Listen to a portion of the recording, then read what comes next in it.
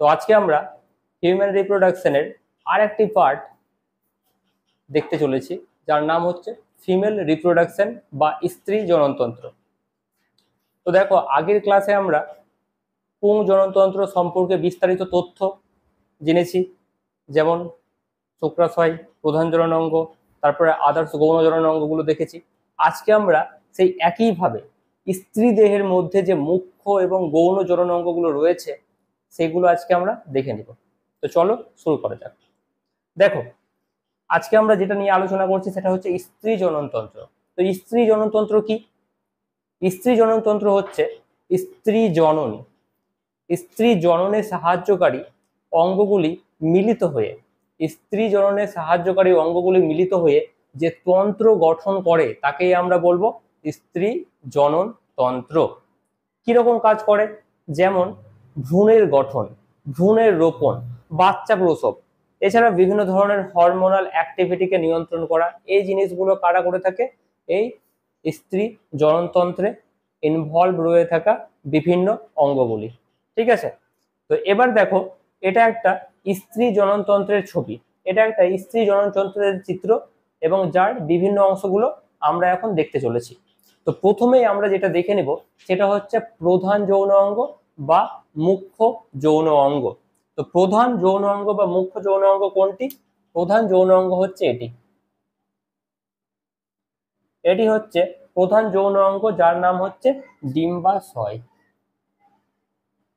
এর নাম হচ্ছে ডিম্বাশয়। এই ডিম্বাশয়ই হচ্ছে স্ত্রী দেহের মধ্যে প্রধান বা মুখ্য যৌন অঙ্গ।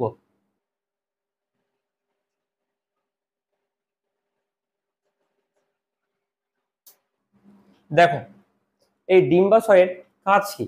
এই ডিম্বাশয়ের কাজ হচ্ছে, এই ডিম্বাশয়ের কাজ হচ্ছে ডিম্বাণু উৎপাদন করা। এই ডিম্বাশয়ের কাজ হচ্ছে ডিম্বাণু উৎপাদন করা ও হরমোন নিঃসরণ করা, ও হরমোন নিঃসরণ করা কাজ। তো চলো লিখে যাওয়া যাক, ডিম্বাণু উৎপাদন ও হরমোন নিঃসরণ করা।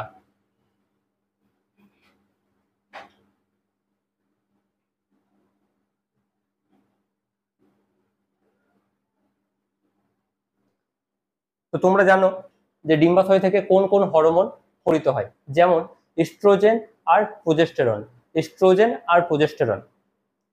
এছাড়া এই যে ডিম্বাশয় থেকে ডিম্বাণু উৎপাদনের পদ্ধতি, ডিম্বাশয় থেকে যে ডিম্বাণু উৎপাদনের পদ্ধতি, এটাকে আমরা বলে থাকি উজেনেসিস। কি বলি এটাকে? উজেনেসিস।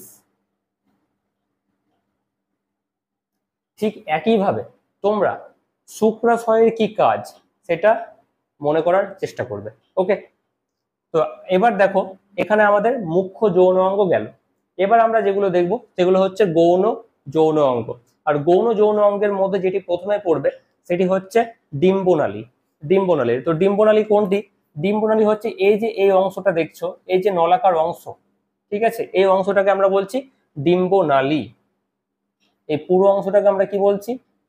এখান থেকে এতটা, এই পুরোটাকে আমরা বলছি ডিম্বনালী বা ডিম্বনালী বা ফ্যালোপিয়ান টিউব বা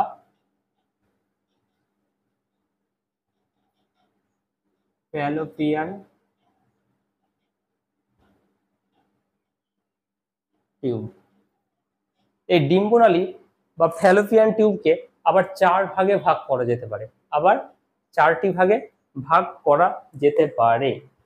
কি কি ভাগ রয়েছে দেখো, এই যে প্রথমের যে পার্টটা দেখছো, এই পার্টটা, এই পার্টটাকে আমরা বলবো ইনফ্যান্ডিবুলাম। কি বলছি এটাকে? এই পার্টটাকে আমরা বলবো ইনফ্যান্ডিবুলাম।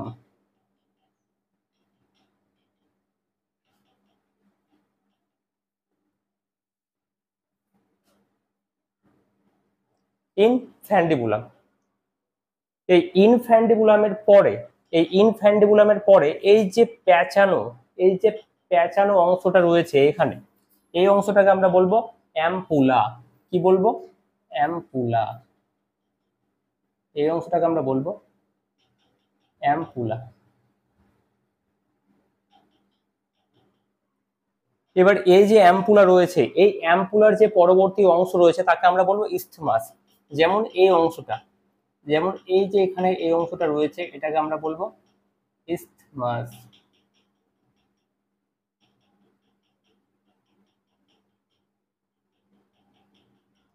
এবার দেখো এই ইস্থেমাসের সংলগ্ন, এই যে এই সংলগ্ন অঞ্চলটা রয়েছে, একদম সংকীর্ণ অঞ্চলটা রয়েছে, জরায়ুর সঙ্গে লেগে থাকা যে সংকীর্ণ অঞ্চল রয়েছে তাকে আমরা কি বলবো? ইউটেরাস অঞ্চল। তাকে আমরা কি বলবো? ইউটেরাস অঞ্চল বা ইউটেরাইন অংশ। ঠিক আছে, তাহলে এই অংশটাকে আমরা কি বলবো? ইউটেরাইন অংশ। এই অংশটাকে আমরা কি বলবো? এই অংশটাকে আমরা বলবো ইউটেরাইন অংশ।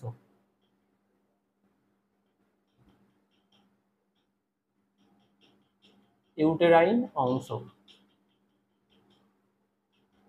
তো এই অংশগুলো নিয়েই কি গঠিত হচ্ছে? ডিম্বনালী বা ফ্যালোপিয়ান টিউব। এই যে এই অংশগুলো দেখলাম, যেমন হচ্ছে ইনফ্যান্ডিবুলাম, অ্যাম্পুলা, ইস্থমাস, ইউটেরাইন অংশ, এগুলো নিয়ে কি গঠিত হচ্ছে? ডিম্বনালী বা ফ্যালোপিয়ান টিউব। ওকে, তো এবার দেখো এই যে ডিম্বনালী বা ফ্যালোপিয়ান টিউব আমরা দেখলাম, আর তার প্রথমে যে অংশটা দেখলাম ইনফ্যান্ডিবুলাম, এই ইনফ্যান্ডিবুলামের পরে এই যে তোমরা দেখছো আঙুলের মতন প্রবর্ধক, এই যে এখানে আঙুলের মতন প্রবর্ধক গুলি রয়েছে, এই যে এখানে আঙুলের মতন প্রবর্ধক গুলি রয়েছে, এই আঙুলের মতন প্রবর্ধক গুলিকে বলা হয় ফিমব্রি। কি বলা হয়? ফিমব্রি। তাহলে এই আঙুলের মতন প্রবর্ধক গুলি আমরা কি কি বলবো? ফিমব্রি।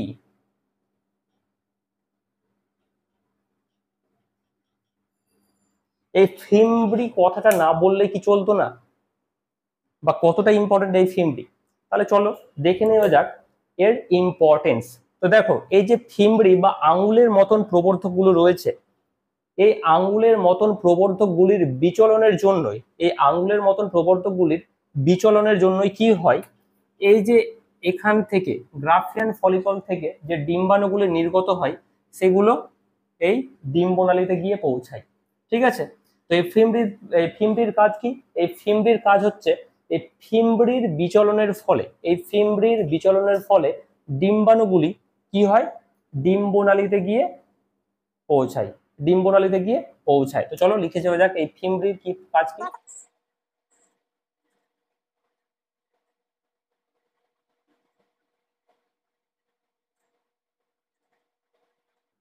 ওকে, তো এটা গেল ফিমব্রির কাজ, এটা গেল ফিমব্রির কাজ। এবার আমরা দেখে নিব ইনফ্যান্ডিবুলামের কাজ কি। এবার আমরা দেখে নিব ইনফ্যান্ডিবুলামের কাজ কি। তো ইনফ্যান্ডিবুলাম কি কাজ করে? ইনফ্যান্ডিবুলাম কি করে? এই ডিম্বাণুগুলিকে, এই যে ফিমব্রি, এই যে ফিমব্রি যে ডিম্বাণুগুলোকে নিয়ে এসেছে এখানে, এই ডিম্বাণুগুলিকে অ্যাম্পুলাতে নিয়ে যেতে সাহায্য করবে কে? এই ইনফ্যান্ডিবুলাম। তাহলে এই ইনফ্যান্ডিবুলাম কি করছে? এই ইনফ্যান্ডিবুলাম ডিম্বাণুগুলিকে অ্যাম্পুলাতে নিয়ে যেতে সাহায্য করছে, অ্যাম্পুলাতে নিয়ে যেতে সাহায্য করে।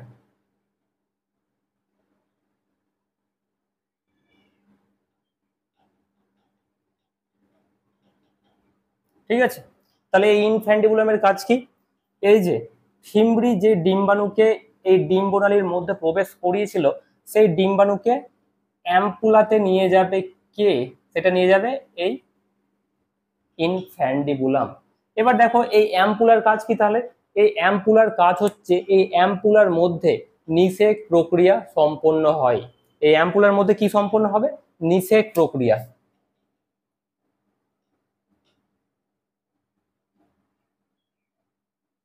কিভাবে এখানে নিষেক সম্পন্ন হবে? কারণ এই যে আমরা দেখলাম ইনফ্যান্ডিবুলাম যে ডিম্বাণুকে অ্যাম্পুলাতে নিয়ে গেল, এই অ্যাম্পুলাতে থাকার সময় শুক্রাণু এসে এটাকে নিষিক্ত করবে, এর ফলে এখানে নিষেক প্রক্রিয়া সম্পন্ন হবে এবং জাইগোটে সেটা পরিণত হবে। এরপরে দেখো ইস্থেমাস বা ইউটেরাইন অংশের কাজ কি? ইস্থেমাস বা ইউটেরাইন অংশের কাজ হচ্ছে এই যে জাইগোটটা ফরমেশন হলো, এই জাইগোটটাকে পরবর্তীতে এখান দিয়ে নিয়ে যেতে সাহায্য করবে এবং জরায়ুতে রোপণ করতে সাহায্য করে। তো এবার আমরা দেখে নিব জরায়ু, আরেকটি গৌণ যৌন অঙ্গ। দেখো জরায়ুরও আবার কিছু পার্টস রয়েছে, যেমন প্রথমে যেটা বলে দিচ্ছি সেটা হচ্ছে জরায়ু ফান্ডাস। জরায়ুর ফান্ডাস কোনটা? এই যে উপরের অংশটি দেখছো তোমরা, এই যে উপরের অংশটি দেখছো, এটিকে আমরা বলি জরায়ুর ফান্ডাস। কি বলছি? জরায়ুর ফান্ডাস। ফান্ডাস, ঠিক আছে। এই উপরের অংশটিকে কি বলছি? জরায়ুর ফান্ডাস। তারপরে এই মাঝের অংশটি যেটি রয়েছে সেটিকে আমরা বলি জরায়ুর দেহ। কি বলছি? দেহ। আর এই যে ভাঁজ করা অংশটি রয়েছে, এই ভাঁজ করা অংশটিকে আমরা বলি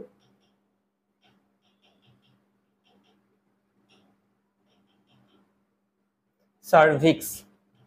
কি বলছি? সার্ভিক্স। এই ভাঁজের অংশটিকে আমরা বলছি সার্ভিক্স। এই অংশগুলো নিয়েই কি তৈরি হচ্ছে? জরায়ু। কি তৈরি হচ্ছে? জরায়ু, ঠিক আছে। এই অংশগুলো নিয়েই তৈরি হচ্ছে জরায়ু। এছাড়াও এছাড়াও জরায়ুর যে প্রাচীর রয়েছে, এই যে লেয়ারটা রয়েছে, এই লেয়ারকে আমরা 3 ভাগে বিভক্ত করতে পারি।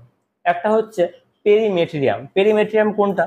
পেরিমেট্রিয়াম হচ্ছে সব থেকে বাইরের যে অংশ, সেটাকে আমরা বলি পেরিমেট্রিয়াম। কি বলছি? পেরিমেট্রিয়াম। এটা হচ্ছে কি? বাইরের অংশ। পেরিমেট্রিয়ামের পরে আমরা দেখে নেব কি? মায়োমেট্রিয়াম। অর্থাৎ যে মাঝের লেয়ারটি রয়েছে তাকে আমরা বলি মায়োমেট্রিয়াম। মায়োমেট্রিয়াম, এটি হচ্ছে মাঝের স্তর। এবার দেখো, এই যে ভেতরের যে লেয়ারটি রয়েছে এটিকে আমরা বলবো এন্ডোমেট্রিয়াম। কি বলছি? এন্ডোমেট্রিয়াম। এটি হচ্ছে ভেতরের স্তর।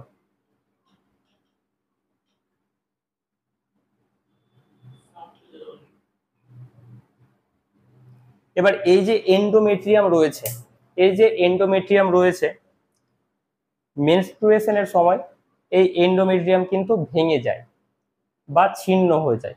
কেন এটা ভেঙে যায়? তার কারণ তার কারণ মেনস্ট্রুয়েশনের সময় কি হয়? প্রোজেস্টেরনের লেভেলটা অনেক কম থাকে, যার কারণে এই এন্ডোমেট্রিয়াম কিন্তু তখন ভেঙে যায় এবং রক্ত দেখা যায়। ওকে, তো এটা গেল আমাদের জরায়ুর লেয়ার। আর এখানে আমরা দেখেছি জরায়ুর পার্টস, যেমন উপরের অংশটাকে আমরা দেখেছি ফান্ডাস, তারপরে দেখেছি দেহ, তারপরে দেখেছি সার্ভিক্স। এবার আমরা দেখে নেব জরায়ুর অ্যাকচুয়াল কাজটা কি। জরায়ুর অ্যাকচুয়াল কাজটা কি? তো জরায়ুর যদি আমরা কাজ দেখতে যাই, তাহলে আমরা বলতে পারি জরায়ুর কাজ হচ্ছে, এই যে তোমাদেরকে এখানে বলেছিলাম যে অ্যাম্পুলাতে নিষেক সম্পন্ন হওয়ার পর যে জাইগোটটা ফর্ম হবে, সেটা কোথায় এসে রোপিত হবে? এই জরায়ুর গাত্রে। সেটা কোথায় এসে রোপিত হবে? এই জরায়ুর গাত্রে। তাহলে 1 নম্বর কাজ কি? ভ্রূণের রোপণ। কি বলছি? ভ্রূণের রোপণ। কোথায় রোপণ হবে? জরায়ুর গাত্রে। জরায়ুর গাত্রে। ওকে। দ্বিতীয় নম্বর পয়েন্ট কি? দ্বিতীয় নম্বর পয়েন্ট হচ্ছে ভ্রূণকে পুষ্টি সরবরাহ করা। এই ভ্রূণটা যখন এখানে থাকবে তখন তাকে পুষ্টি সরবরাহ করবে। ভ্রূণকে পুষ্টি সরবরাহ করা। এরপর আমরা দেখব কি কাজ করে? রজচক্র বা মেনস্ট্রুয়েশনে সাহায্য করা।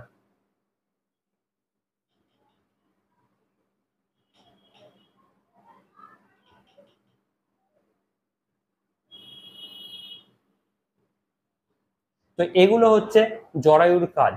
এই হচ্ছে জরায়ুর কাজ। এরপরে আমরা দেখে নিব যোনির কাজ।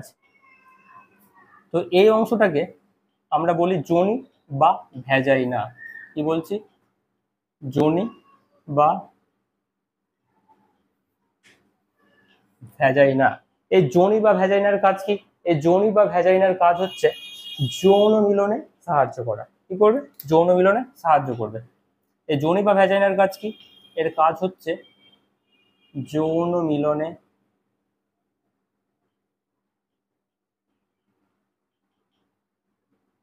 সাহায্য করা। দ্বিতীয় নম্বর হচ্ছে যৌন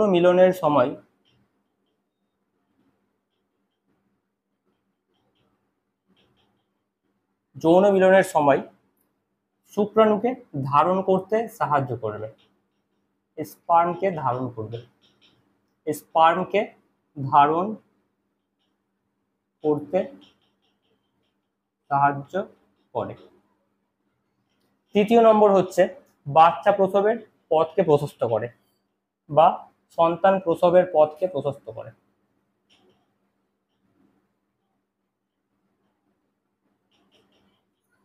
পথ প্রশস্ত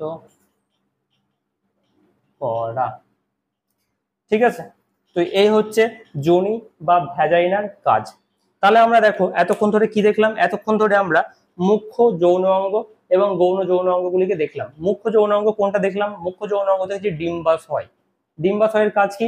ডিম্বাণু উৎপাদন এবং হরমোন যেমন হচ্ছে প্রোজেস্টেরন এবং ইস্ট্রোজেন উৎপন্ন করা। এবার তোমরা বলতে পারো এই ডিম্বাশয়ের মধ্যে এগুলো কি? ডিম্বাশয়ের মধ্যে এগুলো হচ্ছে গ্রাফিয়ান ফলিকল, এটাকে আমরা বলি গ্রাফিয়ান ফলিকল, এটাকে বলি পিত গ্রন্থি।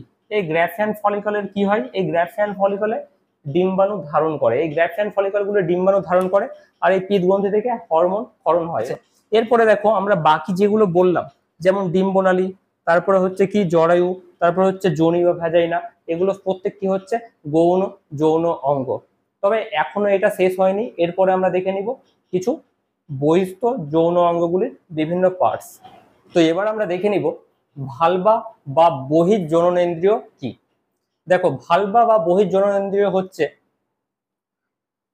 যে বাহ্যিক যৌন অঙ্গগুলি রয়েছে, যে বাহ্যিক যৌন অঙ্গগুলি রয়েছে তাদেরকে আমরা একত্রে কি বলবো? ভালভা বা বহিঃ জননেন্দ্রিয়। এবার এই ভালভার ভেরিয়াস পার্ট আমরা এবার দেখতে চলেছি, তো চলো দেখে নেওয়া যাক। এই যে এই অংশটা তোমরা দেখছো, এই অংশটাকে আমরা বলি যোনি ছিদ্র। এই অংশটাকে আমরা কি বলি? যোনি ছিদ্র। আর এই অংশটাকে আমরা বলি মূত্র ছিদ্র।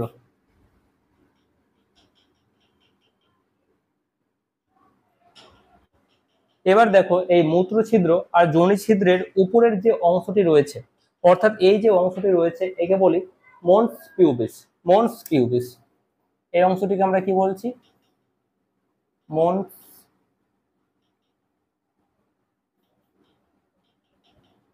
পিউবিস। মন্স পিউবিস এটা হচ্ছে মূত্রছিদ্র এবং জনন ছিদ্রের সবার উপরের অংশ, সেটাই হচ্ছে মন্স পিউবিস। এখানে পিউবিক হেয়ার দেখা যায়, এখানে পিউবিক হেয়ার দেখা যায়, এখানে পিউবিক হেয়ার দেখা যায়। এবার দেখো এই মন্স পিউবিস, এই মন্স পিউবিসের নিচে অনুদৈর্ঘ্য বরাবর, এই মন্স পিউবিসের নিচে এই যে অনুদৈর্ঘ্য বরাবর যে অংশটা দেখতে পাচ্ছ এটাকে বলে লেবিয়া মেজরাস। লেবিয়া মেজরাস, এই অংশটাকে আমরা বলবো লেবিয়া মেজরাস।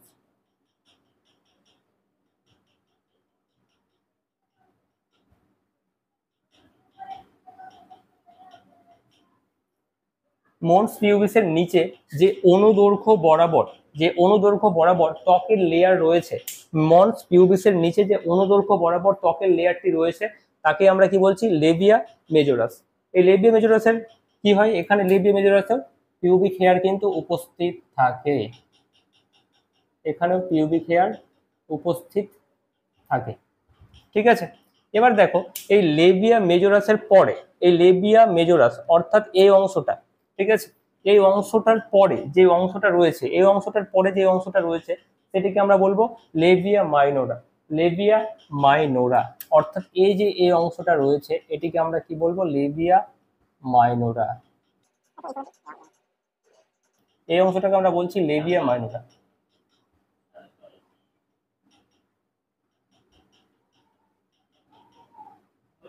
এই লেবিয়া মাইনোরাতে কিন্তু কোনো রকমের পিউবিক হেয়ার থাকবে না, এখানে কোনো রকমের পিউবিক হেয়ার থাকে না, ঠিক আছে। তাহলে মন্স পিউবিস, লেবিয়া মেজরাস, লেবিয়া মাইনর দেখলাম আমরা। এবার দেখো এই যে লেভিয়া মাইনোরা রয়েছে, এই লেভিয়া মাইনোরাগুলি, এই যে লেভিয়া মাইনোরা যে ত্বকের স্তরটি রয়েছে, এই ত্বকের স্তরটি একসাথে মিলিত হয়ে এই যে এখানে একটি দীর্ঘ অংশ সৃষ্টি করেছে, একসঙ্গে এসে যেই দীর্ঘ অংশটি তৈরি করেছে একে বলা হয় ক্লিটোরিস। কি বলছি? ক্লিটোরিস। একে বলছি ক্লিটোরিস।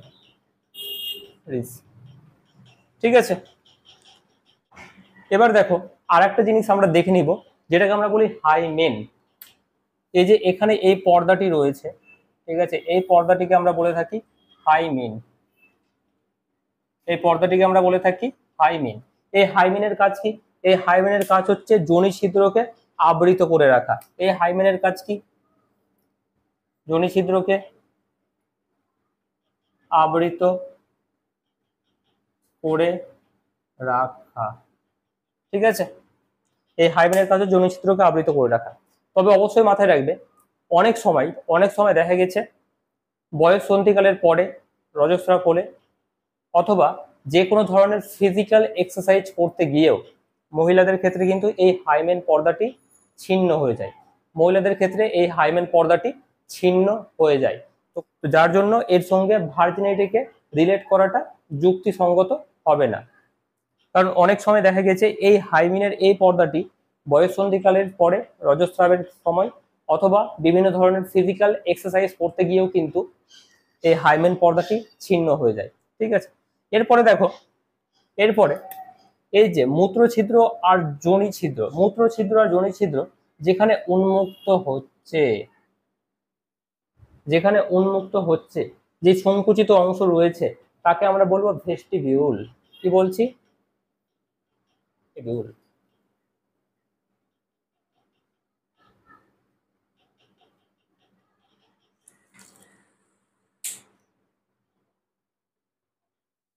এছাড়াও এখানে আর এখানে দুটো গ্ল্যান্ড থাকে, এখানে আর এখানে দুটো গ্ল্যান্ড থাকে, যাদেরকে আমরা বলি বার্থোলিন গ্ল্যান্ড। কি বলছি এদেরকে? এই গ্ল্যান্ড আর এই গ্ল্যান্ডটাকে বলছি বার্থোলিন গ্ল্যান্ড।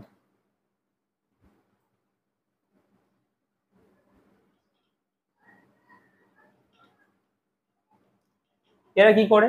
এই বার্থোলিন গ্ল্যান্ডগুলি যোনিপথকে পিচ্ছিল করতে সাহায্য করে। কি করে? যোনিপথকে পিচ্ছিল করতে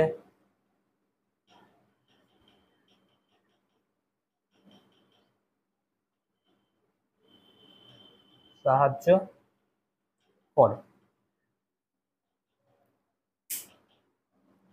এবার আমরা ফিমেল রিপ্রোডাক্টিভ সিস্টেমের আর একটি গৌণ যৌন অঙ্গ দেখে নিব, যেটা হচ্ছে স্তনগ্রন্থি বা ম্যামারি গ্ল্যান্ড। কি বলছি? স্তনগ্রন্থি বা ম্যামারি গ্ল্যান্ড। এই ম্যামারি গ্ল্যান্ড বা স্তনগ্রন্থি কি? এটি হচ্ছে একটি গৌণ যৌন অঙ্গ। কি বলছি? এটি হচ্ছে একটি গৌণ যৌন অঙ্গ।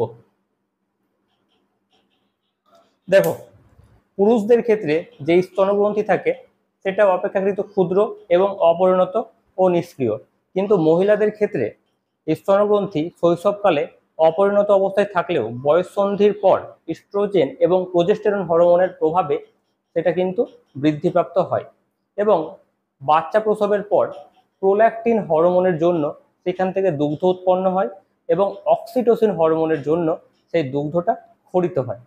ঠিক আছে, তো এই যে প্রোল্যাকটিন এবং অক্সিটোসিন হরমোন কিভাবে সাহায্য করছে সেটা দেখার পর আমরা আরেকটু বিস্তারিতভাবে এই জিনিসটা জেনে নিব। তো দেখো, এই যে ম্যামারি গ্ল্যান্ড বা স্তনগ্রন্থির তোমরা চিত্রটা দেখতে পাচ্ছ, এর মধ্যে যে এই স্ট্রাকচারগুলো তোমরা দেখতে পাচ্ছ, এই যে এই স্ট্রাকচারগুলোকে বলা হয় লোবস বা খণ্ডক। তাহলে কি বলছি? এই যে স্ট্রাকচারগুলো রয়েছে এগুলোকে আমরা কি বলবো? Mammary lobe. ম্যামারি লোব বা খণ্ডক। আর এই ম্যামারি লোবের মধ্যে এই যে গোল গোল অংশগুলো তোমরা দেখতে পাচ্ছ, এই যে গোল গোল অংশগুলো রয়েছে, এই গোল গোল অংশগুলোকে বলা হয় অ্যালভিওলাই। কি বলা হয় এগুলোকে? অ্যালভিওলাই। এই অ্যালভিওলাইয়ের মধ্যে এক ধরনের কোষ থাকে যাদেরকে আমরা বলি এপিথেলিয়াল কোষ। কি কোষ? এপিথেলিয়াল কোষ। এই এপিথেলিয়াল কোষের মধ্যে দুগ্ধ উৎপন্ন হয়। এই এপিথেলিয়াল কোষের মধ্যে কি হয়? দুগ্ধটা উৎপন্ন হয়, যেগুলো যা পরবর্তীতে এই যে তোমরা নালীগুলো দেখছো, এই যে এই নালীগুলো দেখছো, যে নালীগুলোকে বলা হয়, এই নালীগুলোকে বলা হয় ম্যামারি ডাক্ট। কি বলছে এই নালীগুলোকে? Mammary duct.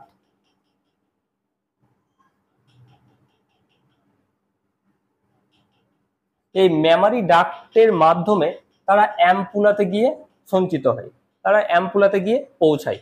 তো এই যে দেখো এই নালীগুলো, এই যে ম্যামারি ডাক্টগুলো একসাথে এসে যেখানে সঞ্চিত হয়েছে, একসাথে এসে যেখানে সঞ্চিত হয়েছে সেই অংশটাকে আমরা কি বলবো?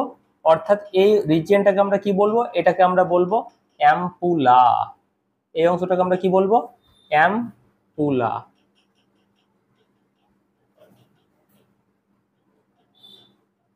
কিছুক্ষণ আগে যখন আমরা ফ্যালোপিয়ান টিউব বা ডিম্বনালী পড়ছিলাম, তখনও কিন্তু এই অ্যাম্পুলার কথাটা আমি তোমাদেরকে বলেছি। সেই অ্যাম্পুলা আর এই অ্যাম্পুলা কিন্তু আলাদা, এক নয়। ওখানে কিন্তু নিষেক সম্পন্ন হচ্ছিল, বাট এখানে কিন্তু সেই রকম কোনো কিছু হচ্ছে না। এই অ্যাম্পুলাতে কি হচ্ছে? এই যে ম্যামারি ডাক্টগুলো রয়েছে, এই ম্যামারি ডাক্টগুলো একসাথে এসে এখানে জড়ো হচ্ছে বা সঞ্চিত হচ্ছে। ঠিক আছে, এরপরে দেখো এই অ্যাম্পুলা থেকেই আরো বেশ কিছু নালীগুলো নির্গত হয়েছে।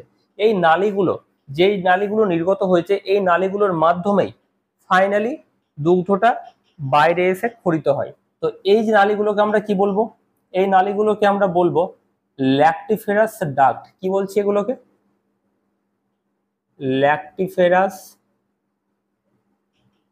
ডাক্ট। ল্যাক্টিফেরাস ডাক্ট। এবার দেখো এই স্তনগ্রন্থির কাজ কি? এই স্তনগ্রন্থির কাজ হচ্ছে বাচ্চা প্রসবের পর দুগ্ধ ক্ষরণ করা। এছাড়াও এখানে আর একটা জিনিস জানার রয়েছে। এই যে স্তনগ্রন্থিতে যে নিপেল থাকে, এই স্তনগ্রন্থিতে যে নিপেল থাকে, এই নিপেলের চারিদিকে একটা গাঢ় বাদামি বর্ণের আস্তরণ থাকে। এরকম করে একটা গাঢ় বাদামি বর্ণের আস্তরণ দ্বারা এই অংশটি পরিবৃত থাকে। এই গাঢ়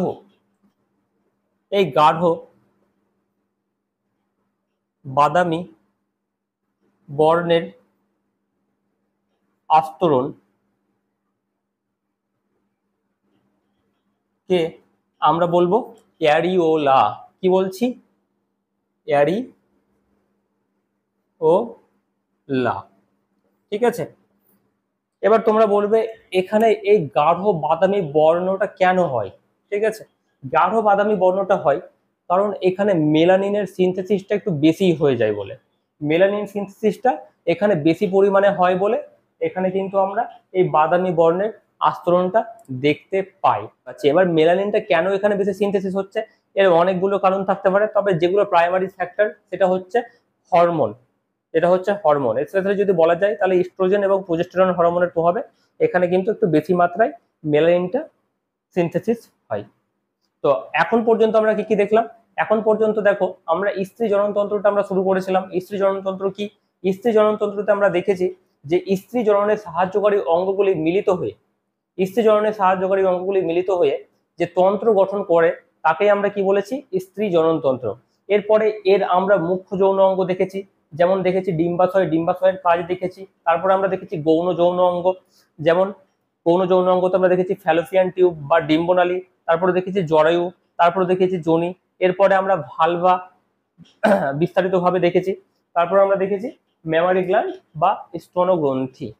তো আজকের এই ভিডিও এতটাই। দেখা হচ্ছে পরের ক্লাসে। আর তোমাদের যদি এই ভিডিওটি ভালো লেগে থাকে তাহলে অবশ্যই লাইক, কমেন্ট এন্ড শেয়ার করবে।